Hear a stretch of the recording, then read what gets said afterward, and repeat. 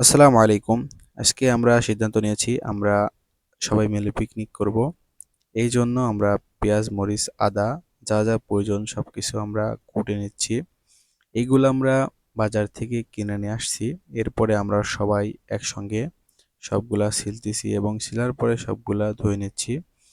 আপনারা এখানে দেখতে পারছেন ডাউল, তেল, মসল্লা যেগুলা লাগবে এখানে আমরা কিনে সাজিয়ে রেখে দিয়েছি।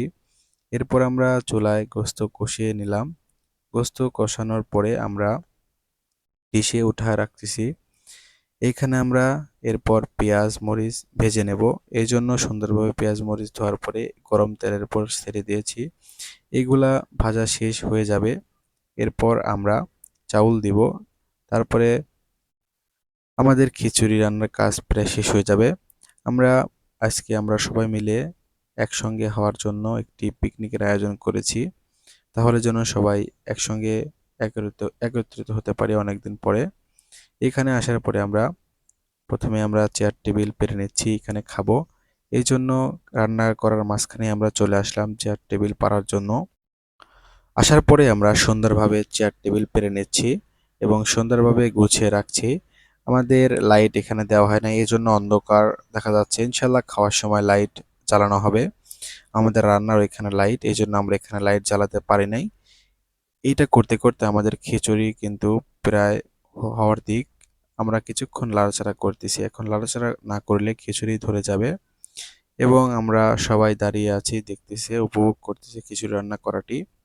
ইনশাল্লাহ আমরা আজকের পিকনিকটা সফলভাবে করতে পারবো।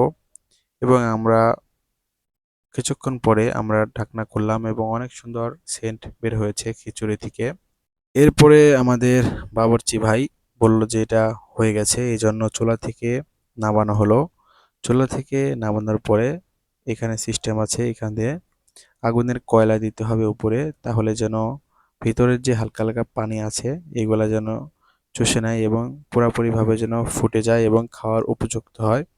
এই জন্য চুলা থেকে আগুনের কয়লাগুলো ওঠানোর পরে সসপ্যানের উপরে সুন্দরভাবে দেওয়া হচ্ছে।